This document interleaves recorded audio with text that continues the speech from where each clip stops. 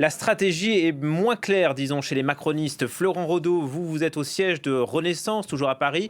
Et Gabriel Attal tient depuis 15 heures une réunion avec les candidats de l'ex-majorité présidentielle. Absolument, Julien. Cette réunion, eh bien, elle s'est achevée. Le Premier ministre Gabriel Attal, Premier ministre bien sûr de la majorité sortante, eh bien, s'en est allé direction Matignon par une porte dérobée. Il était également arrivé par une porte dérobée peu avant 15 heures. Réunion donc avec les candidats du camp présidentiel qualifiés pour le second tour. Ils sont environ 300. Participation pour certains par visioconférence. Pour certains, eh bien, ils étaient là, présents. Nous avons pu interroger il y a moins de 10 minutes maintenant Sylvain Maillard, un cadre de la majorité.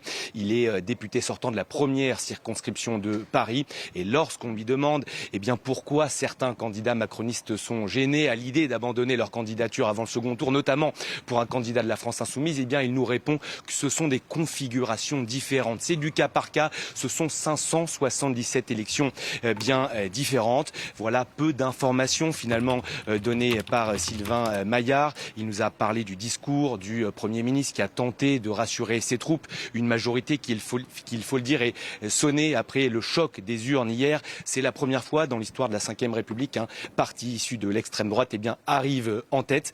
La majorité donc tente de s'organiser, mais il y a déjà des couacs, notamment le cas de Loïc Signor, qui a révélé qu'il se maintenait au second tour malgré la présence d'un candidat RN et d'un candidat LFI au second tour. Cela s'explique par le profil de ces candidats. Loïc Signor, dans la 3e circonscription du Val-de-Marne, est opposé notamment à Louis Boyard de la France Insoumise, qui est considéré par le camp présidentiel comme en dehors de l'arc républicain. Julie, vous parlez de ces consignes floues. Je vous répondrai qu'en fait c'est du cas par cas. Le camp présidentiel nous a dit évidemment qu'il voulait remporter le plus de circonscriptions possible. Et lorsqu'un candidat du camp macroniste est 3e, mais qu'il est considéré comme il peut avoir, pardonnez-moi, un report de voix suffisant pour pouvoir gagner ce second tour, dans ce cas-là, le candidat macroniste se maintiendra. Le désistement n'est donc pas automatique, vous l'avez compris.